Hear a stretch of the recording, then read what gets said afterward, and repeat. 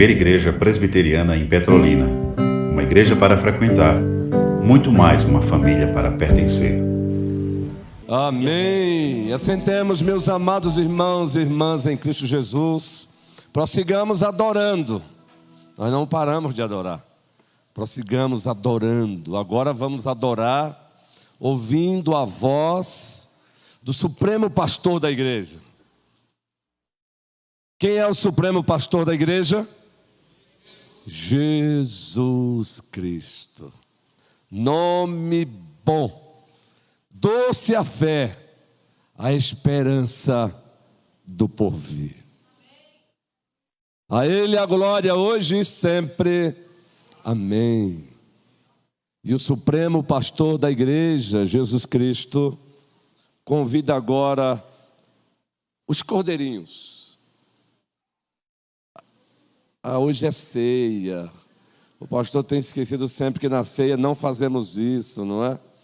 Mas eu quero, já que eu citei o nome deles, os cordeirinhos, levante sua mão aqui, os cordeirinhos. Levante a mão, os cordeirinhos de Cristo. Cadê os cordeirinhos de Cristo? Isso, só para olhar para o pastor. Isso. Os cordeirinhos de Cristo vão ouvir a voz de Cristo, não vão? Vamos ouvir a voz de Cristo? Vamos ouvir, meus amados irmãos e irmãs em Cristo Jesus. Valorizemos sempre as nossas crianças. Na quinta-feira fomos abençoados pela instrumentalidade do reverendo, do pastor Iraquitã. Fomos abençoados tremendamente na sexta-feira e também no sábado, no seminário de casais, realizado pelo nosso Ministério de Família, Minha Casa, Casa de Deus. Fomos tremendamente abençoados no dia de hoje, na manhã deste dia. E mais uma vez, doravante, seremos tremendamente abençoados pela instrumentalidade do reverendo Iraquitã. Por favor, meu colega, parceiro, nós somos, aliás, como ele é o pregador da noite, vou me referir apenas a ele. Somos apenas copastores de Cristo. Cristo é o Supremo Pastor. E com muito prazer, com muita satisfação. Para aqueles que não estavam aqui na quinta, para aqueles que não estavam aqui na sexta e no sábado, e não estiveram aqui na manhã deste dia, o pastor Iraquitã, ele é pastor presbiteriano, trabalha com a agência missionária Juvep, sediada ali em João Pessoa, a capital da Paraíba, e também trabalha com a nossa agência missionária transcultural, APMT, que pertence à IPB. Ele e a sua amada esposa Silvéria fazem um trabalho lindo, lindo. Trabalham com os povos menos evangelizados no nosso país. Além de ser um treinador de missionários, além de ser um pregadorzão para a glória de Deus, além de ser um pastorzão, nos conhecemos há 4 dias, suficiente para dizer também isso. Então prossigo orando por eles, e vamos orar por ele agora. Deus e Pai do Supremo Pastor desta igreja, Jesus Cristo, nome bom, doce a fé, a esperança do porvir. Queremos ouvir a Tua voz. Usa poderosamente o pastor Iraquitã e fala conosco. Precisamos dos Teus apontamentos, dos apontamentos celestiais. Fala com o Teu povo. É no nome do dono da igreja que oramos, Jesus Cristo. Amém. Amém. Amém. Deus Obrigado, te abençoe, pastor. guerreiro. Amém. Amém. Obrigado, pastor, pelo carinho. Muito obrigado, meus irmãos, pelo acolhimento dessa igreja. Deus tem sido muito bondoso comigo e com minha esposa nesses dias, em estar com os irmãos, abraçados, acolhidos, até com os presentinhos temos ganho, coisa boa, graças a Deus, hospedado ali na casa de Tereza e Carlos, comida boa, com bode e sarapatel, coisa boa, graças a Deus. Mas acima de tudo, a alegria de poder compartilhar com os irmãos daquilo que o Senhor tem nos ensinado, e buscar nas Escrituras consolo, conforto e encorajamento para as nossas almas. Eu subo aqui com temor e tremor. O pastor tem sido muito bondoso, muito carinhoso, mas a minha maior preocupação nesse momento é que Deus fale ao seu coração, mas que Deus fale ao meu coração também. Todos nós necessitamos e somos carentes da graça de Deus. Nós não temos forças em nós mesmos, nós dependemos do Senhor. Nós dependemos do Senhor, fortalecendo a nossa fé, para que a gente possa dar o próximo passo, para que a gente possa caminhar então nesse mundo cheio de corrupções, sendo sal e luz no meio de uma sociedade perdida. E eu queria nessa noite então olhar o texto de Atos capítulo 9. Atos capítulo 9, apenas um versículo, o versículo 31. Capítulo 9, versículo 31 de Atos, é um pequeno resumo do que aconteceu nos capítulos anteriores. O autor faz isso, ele dá uma resumida no que aconteceu antes. E me impressiona, irmãos, um dos destaques do texto que nós vamos ler é que a igreja cresceu. A igreja cresceu espacialmente e a igreja cresceu numericamente. E é essa a nossa expectativa também hoje, de crescimento. E eu costumo dizer que, sendo a igreja um organismo vivo, e se esse organismo vivo possui saúde, ele naturalmente cresce. Não há necessidade de grandes esforços, de grandes métodos, de grandes estratégias. Simplesmente precisamos vivenciar o Evangelho de Jesus, com saudáveis, com saúde, porque vivenciamos de fato a verdade. E diz as Escrituras, João capítulo 17, que a tua palavra é a verdade. E se nós vivenciamos essa verdade, se a igreja se torna esse espaço da verdade, no mundo da mentira, no mundo da fake news, no mundo da pós-verdade, a igreja cresce naturalmente. As pessoas vão se aproximar, as pessoas vão convergir para cá, as pessoas vão sair do ambiente, de um entorno de desespero e vai para o ambiente da esperança. As pessoas vão sair então do mundo da mentira e se estabelecer na comunidade da verdade. Eu creio nas Escrituras. Eu creio que se nós vivenciarmos verdadeiramente as Escrituras, não precisamos de grandes estratégias. Nada contra um bom conjunto ou bom grupo de louvor. Uma igreja com ar-condicionado, afinal de contas, é mais confortável. São instrumentos. Mas, de fato, a igreja saudável, ela cresce por causa da verdade que é pregada e vivida dentro da comunidade. E era assim que acontecia com a igreja primitiva.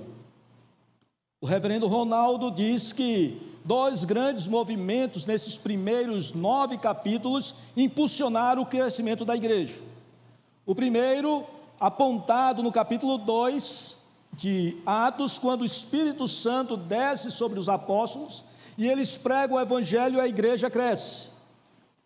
O segundo se estabelece ali a partir do capítulo 8, quando uma grande perseguição se estabelece sobre essa igreja que vivia a vida comunitária e agora ela sofre a perseguição, sofre então as pressões do governo e do povo judeu, E dizem os autores que a comunidade então cresce e cresce muito mais por força daquele povo que fugia com medo ou querendo um pouco mais de segurança, por causa da perseguição. E à medida que esse povo, que esses obreiros, esses leigos se afastavam então do centro de Jerusalém, eles iam pregando e anunciando as verdades de Jesus e novas comunidades iam se estabelecendo.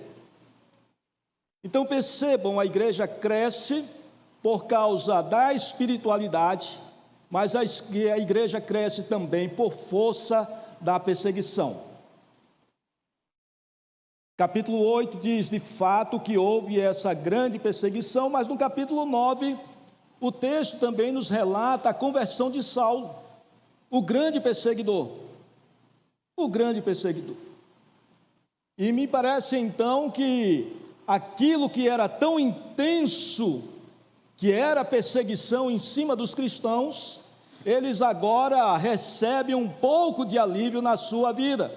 Afinal de contas, o grande perseguidor reconhece que Jesus de fato é o Senhor. Saulo convertido. E o escritor de Atos, ele diz aqui no versículo 31 o seguinte: a igreja, na verdade, tinha paz por toda a Judeia, Galileia e Samaria. Observem então, irmãos, edificando-se, caminhando no temor do Senhor e no conforto do Espírito Santo, crescia em número. Percebam que esse pequeno verso nos aponta o crescimento dessa igreja, nos aponta que essa igreja se espalhava geograficamente e crescia também numericamente. Percebam também esse destaque que é dado pelo autor sobre essa comunidade.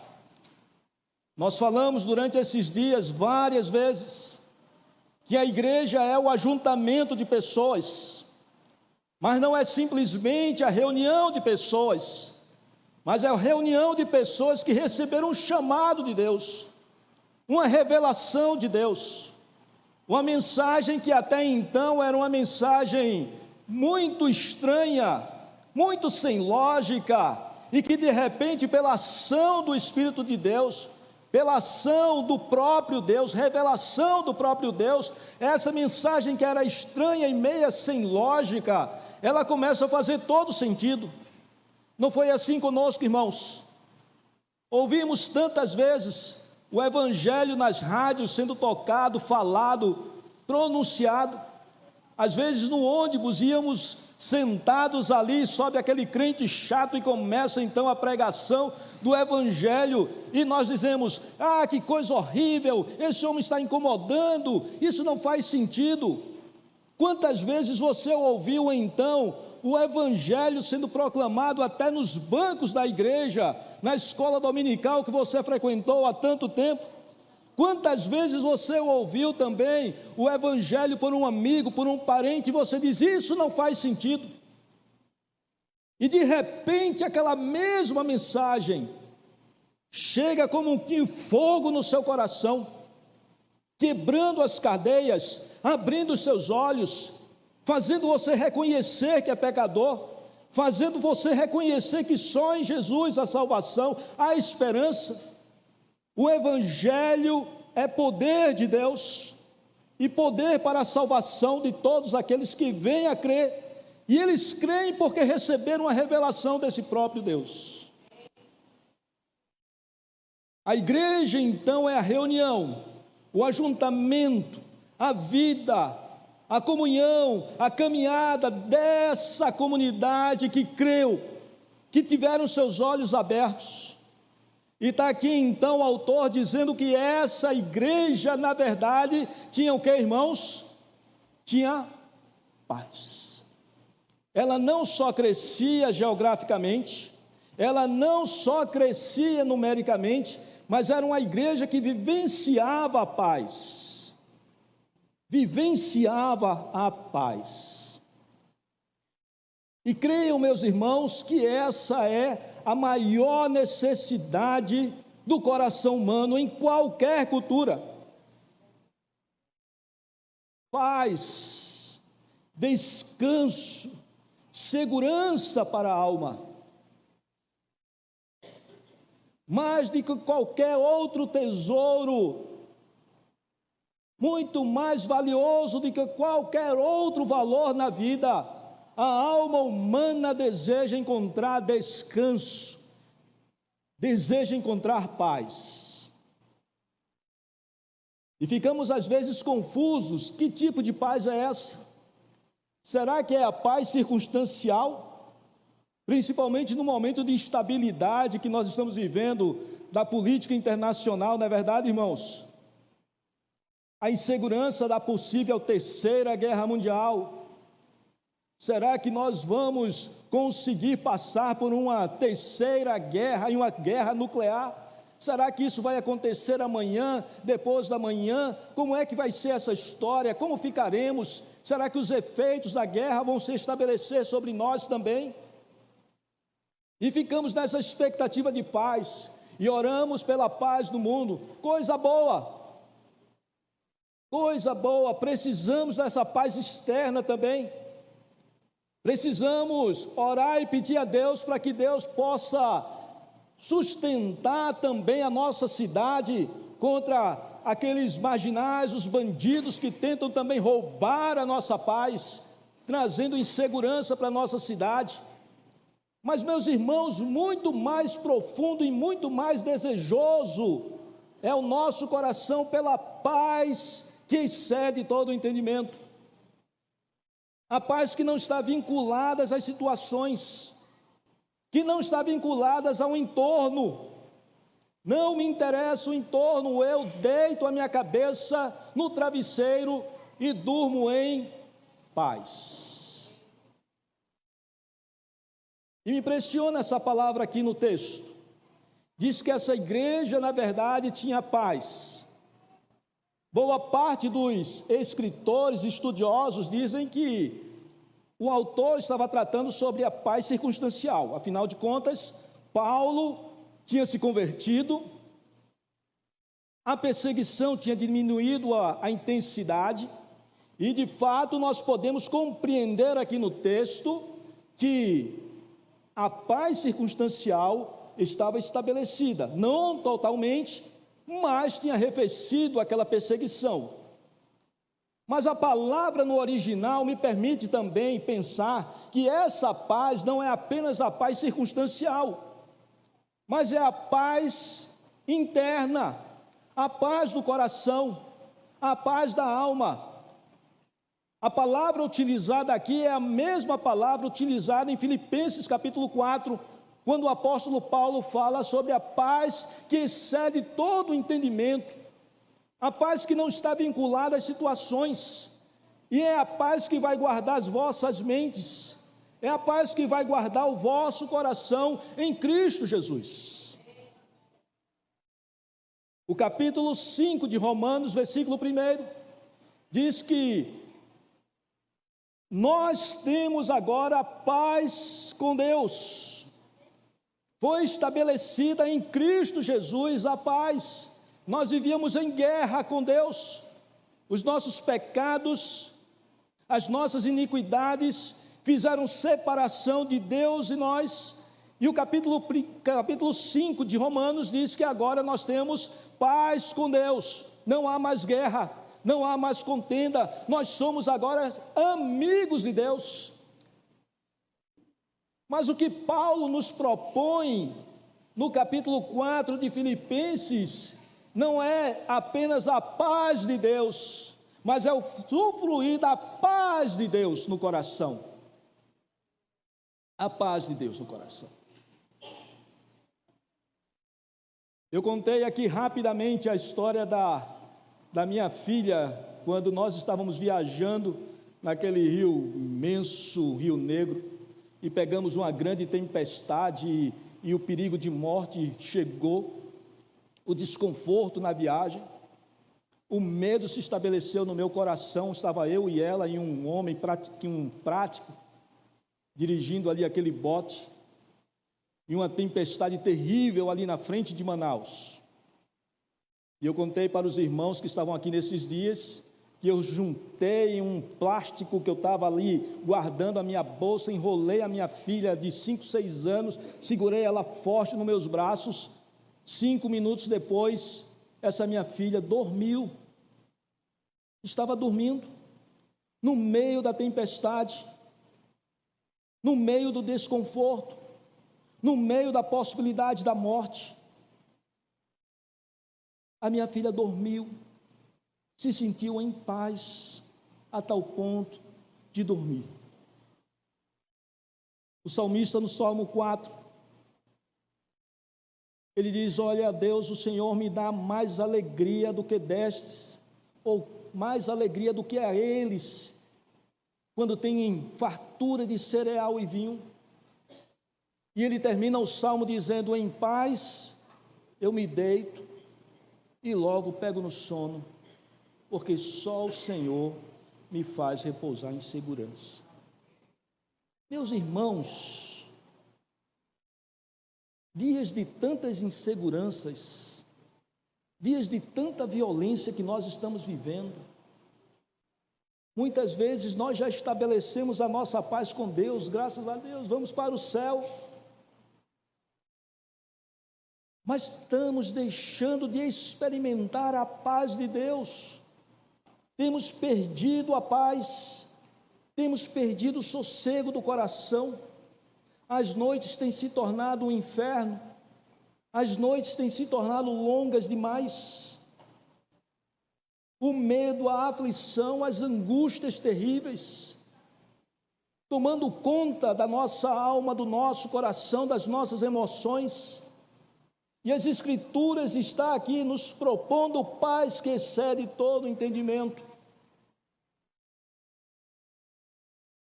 Ariano Suassuna, conhecido nosso mais por causa das histórias engraçadas, ele disse que certa vez conversando com um filósofo amigo dele, e o filósofo disse: precisamos concentrar as nossas reflexões em cima do problema dos suicídios. E Ariano diz o seguinte: de fato é um problema sério o suicídio humano, mas mais urgente que nós precisamos concentrar a nossa reflexão é sobre como enfrentar os problemas e o sofrimento da vida. E enfrentar o sofrimento, estou dizendo aqui agora, não mais Ariano Suassuna, enfrentar o sofrimento e as dores da vida em paz. Em paz. As circunstâncias desconfortáveis, os momentos são difíceis, os desafios chegam em casa, na família, a doença com toda a sua força de morte se estabelece, e como é que podemos dormir em paz? Em paz. Como podemos enfrentar, por exemplo, a morte de um parente amado, de uma mãe, de um pai, com o coração em paz. Em paz. A igreja, na verdade, tinha paz. A igreja, na verdade, tinha paz. E o autor coloca 3 elementos. 3 elementos. Que eu acredito, pastor, que não são apenas elementos que nos possibilitam o crescimento da igreja, mas são os 3 elementos que possibilitam também a igreja usufruir da paz que excede todo o entendimento. A igreja que não está amarrada às circunstâncias. A igreja que não está amarrada nas suas sensações, nos seus sentimentos, se foi Lula ou se foi Bolsonaro que assumiu o governo. A igreja que não está amarrada às condições naturais da vida. uma pandemia que se estabelece, a igreja, na verdade, tinha paz. A igreja tinha paz. E paz que não está vinculada às situações externas. O primeiro elemento que o texto nos aponta é que aquela igreja se edificava. A igreja se edificava. Meus irmãos, e o primeiro caminho da edificação da igreja é o reconhecimento de que as Escrituras é quem fortalece a nossa fé. A recomendação das Escrituras para nós nesse sentido é que nós devemos estar cheios da palavra de Deus.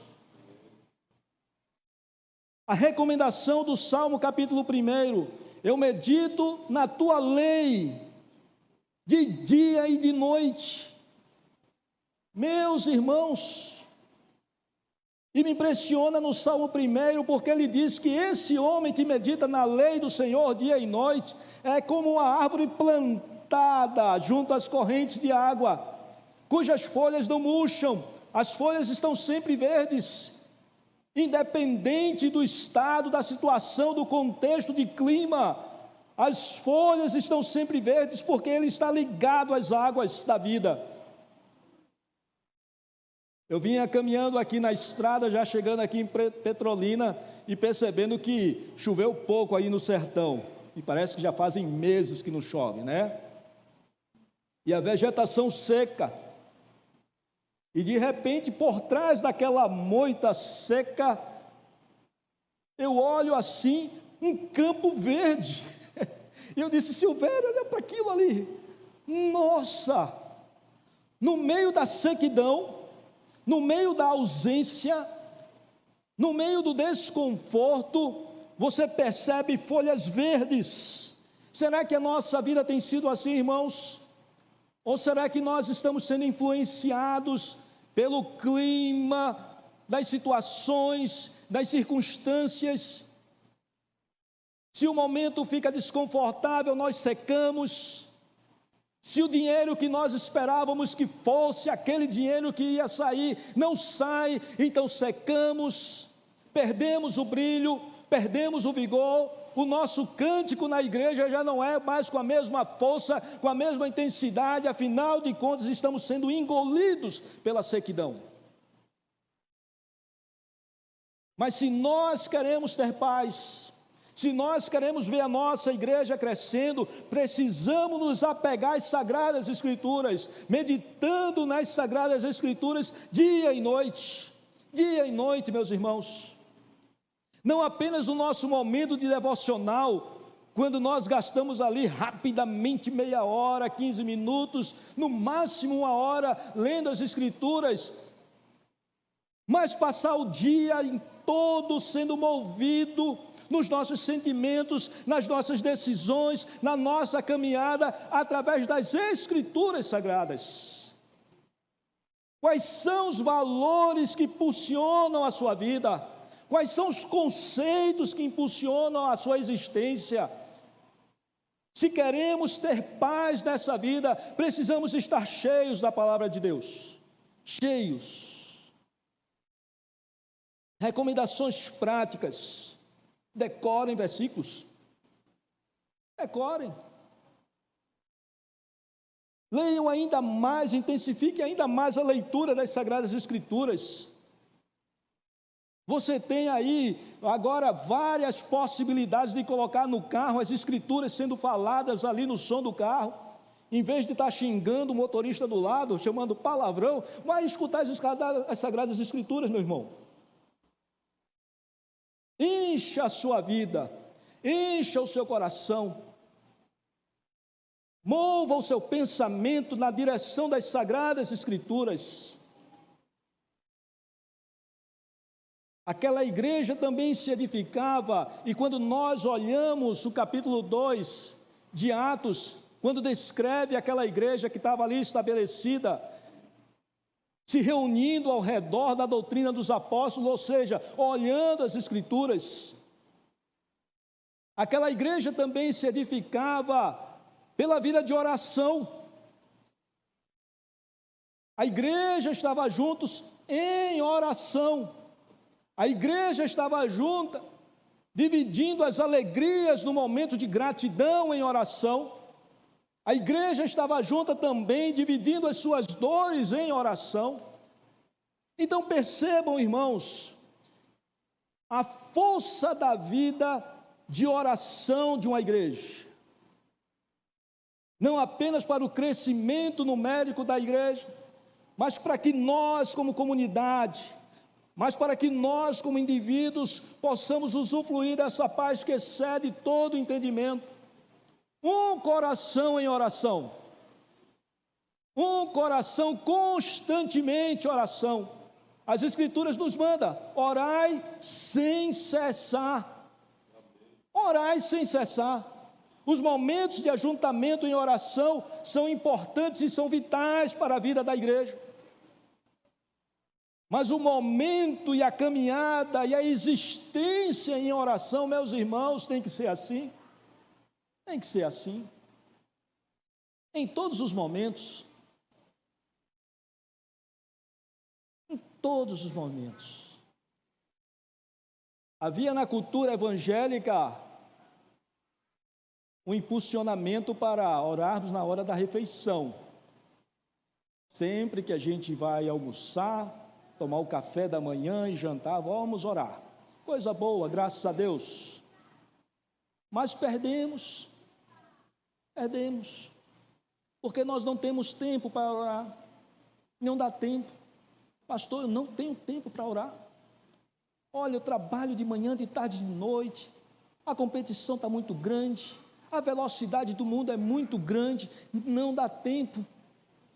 Meus irmãos, em nome de Jesus, precisamos cultivar um coração em oração.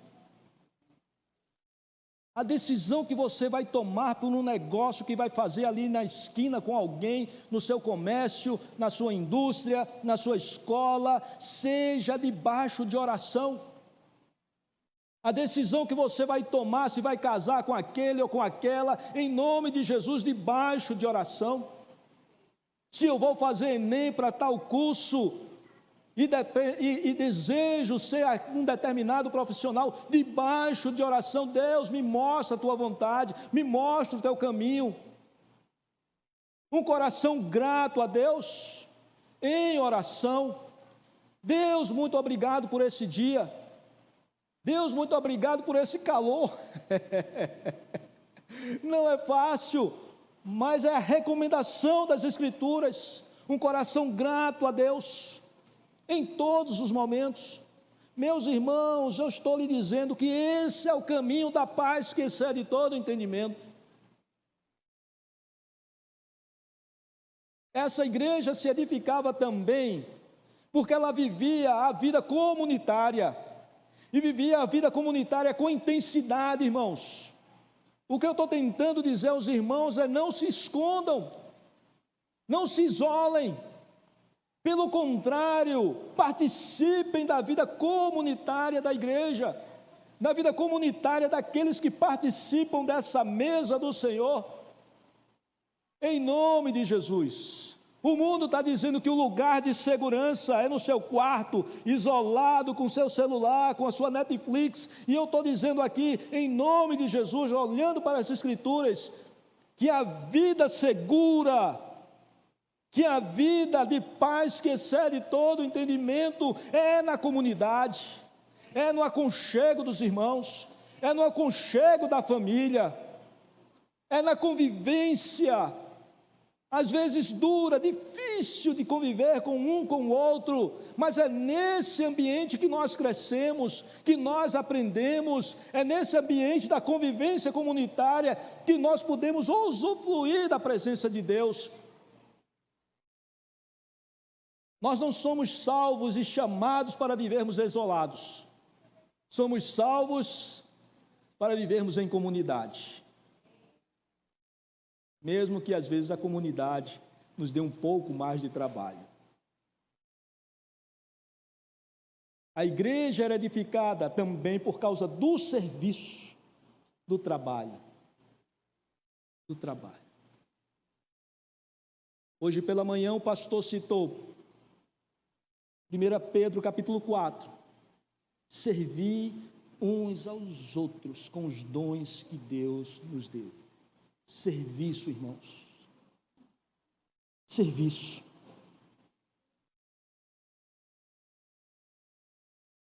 O desejo de servir. Meu irmão, eu quero lhe servir. Eu não quero mandar em você, não. Eu não quero que você me sirva, não. Eu quero lhe servir com os dons que Deus me deu.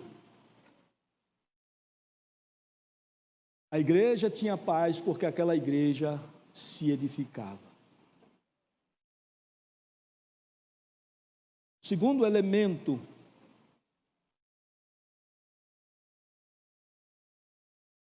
que o texto nos apresenta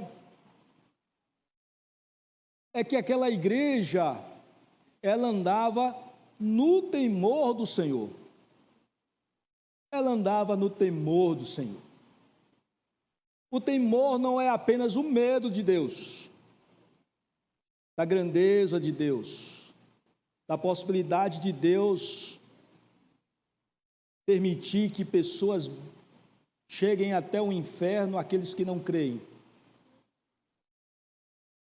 Mas o temor é, acima de tudo, o respeito, é o reconhecimento da grandeza de Deus, mas da bondade de Deus, da soberania de Deus, mas da misericórdia de Deus. Esse reconhecimento de quem é Deus, isso nos faz ser temerosos, adoradores, contempladores de Deus. Eu não sei se os irmãos estão lembrados, capítulo 6 de Isaías, quando o profeta recebe o seu chamado, e ele diz que ele viu o Senhor sentado no alto e sublime trono. E diante dessa visão da soberania e da grandeza de Deus, o texto diz que ele percebeu a sua pequenez, o seu pecado, e disse: ai de mim, porque eu vou morrer.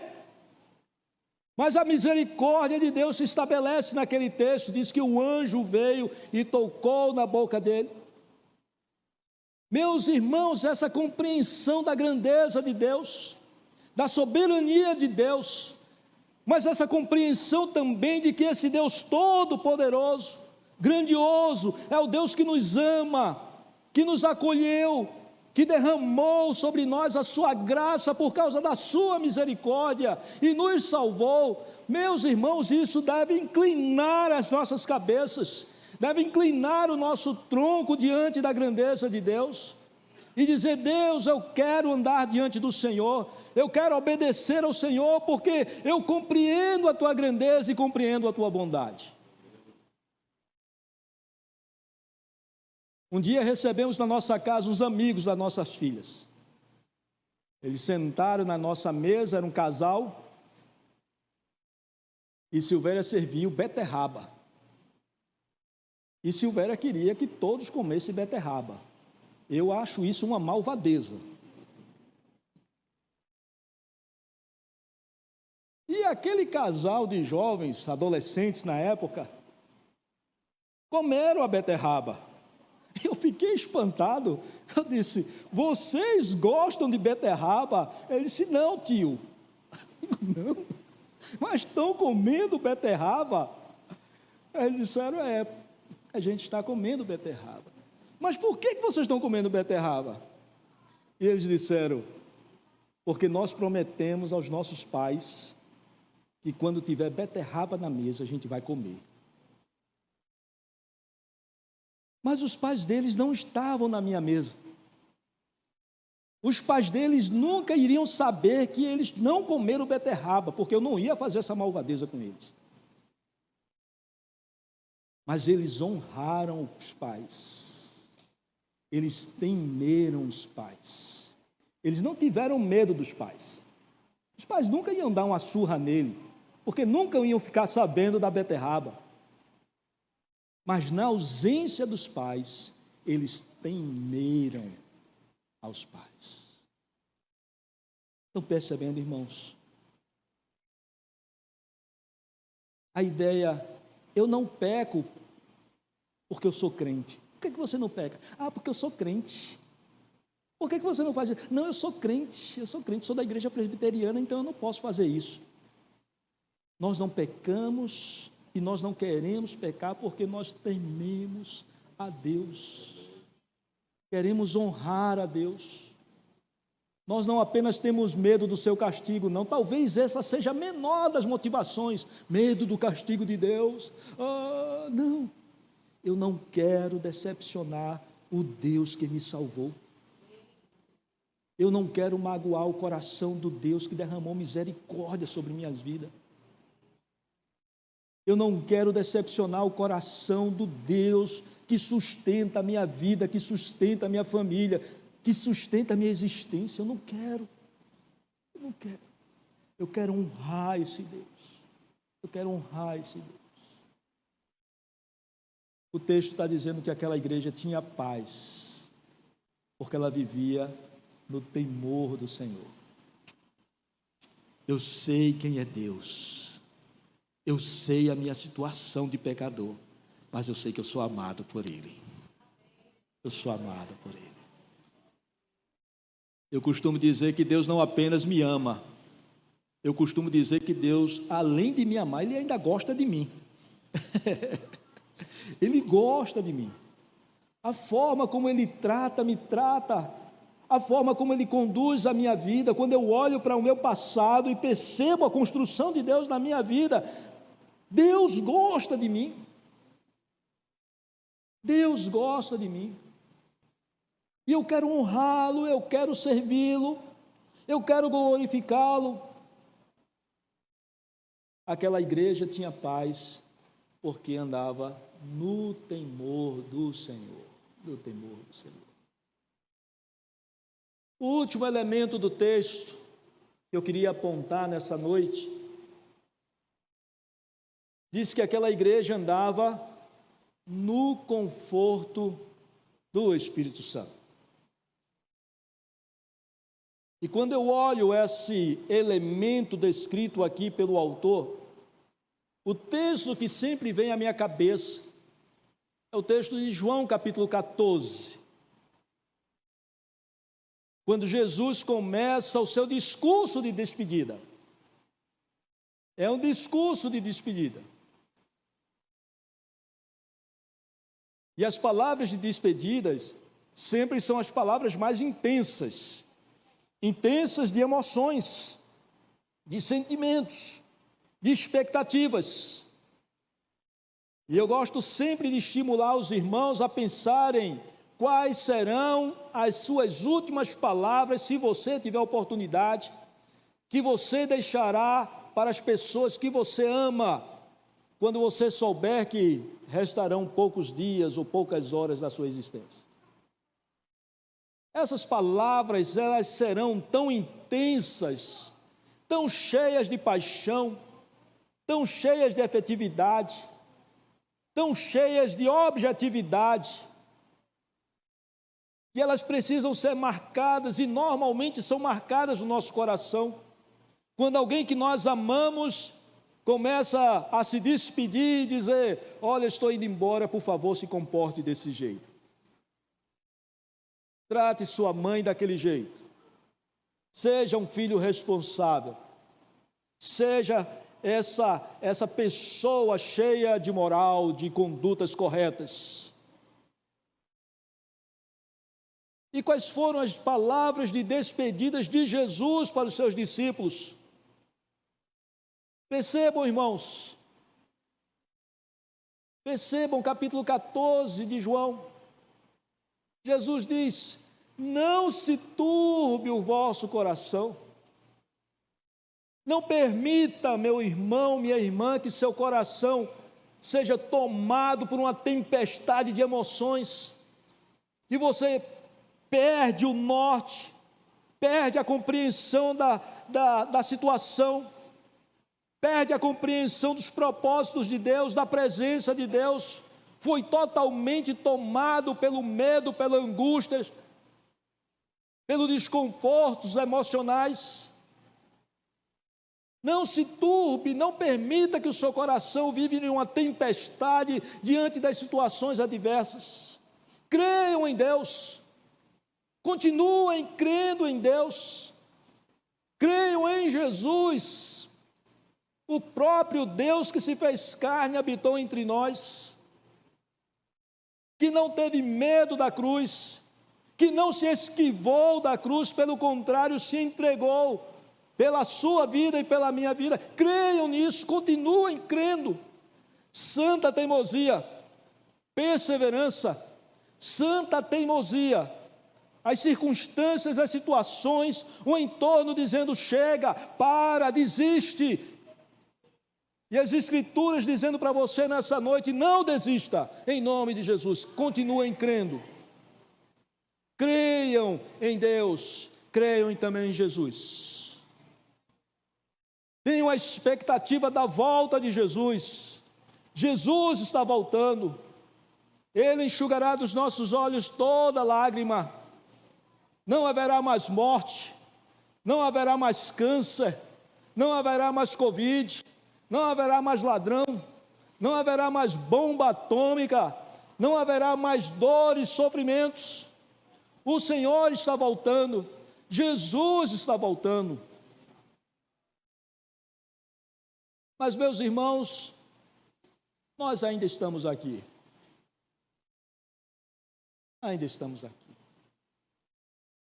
E o Senhor Jesus sabia que não ia ser fácil, mesmo tendo essa crença, essa esperança, não é fácil para você, não é fácil para mim. Aí no capítulo 14, ele promete o Paráclitos, o Espírito Santo de Deus, aquele que estaria conosco todos os dias, todos os dias. Isso me faz lembrar o Salmo 23, final do Salmo 23, bondade e misericórdia do Senhor, nos acompanhando todos os dias, meu presbítero, todos os dias. O Espírito bondoso de Deus, o Espírito de misericórdia de Deus, nos acompanhando todos os dias, até o dia que a gente vai habitar para sempre com Ele. Oh, irmãos, que a palavra de Deus, que as Escrituras do Senhor encham o seu coração, encham o meu coração e possa fortalecer a nossa caminhada. E que nessa noite, em vez de deitar a cabeça e curtir ou sofrer as angústias da vida, a gente possa deitar a cabeça no travesseiro e dormir em paz. Porque só o Senhor nos faz repousar em segurança. Baixe sua cabeça, meu irmão. E fale com Deus.